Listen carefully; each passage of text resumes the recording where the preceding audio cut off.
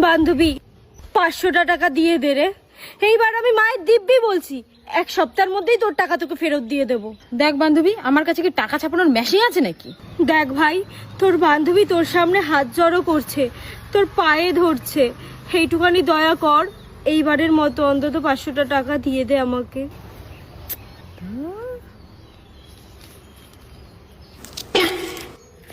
আরে বান্ধবী, আরে ঠিক আছে ঠিক আছে, এই 500 টাকা দিয়ে কি তুই আমার মাথা কিনে নিয়েছিস? হ্যাঁ, আরে তোর টাকা নিয়ে তো আমি হেঁটে হেঁটেই যাচ্ছি, দৌড়ে তো আর দেশ ছেড়ে পালিয়ে যাচ্ছি না।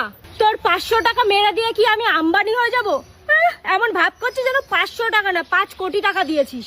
আরে বান্ধবী, আমি এটাই বলছিলাম যে টাকাটা একটু ছেঁড়া আছে।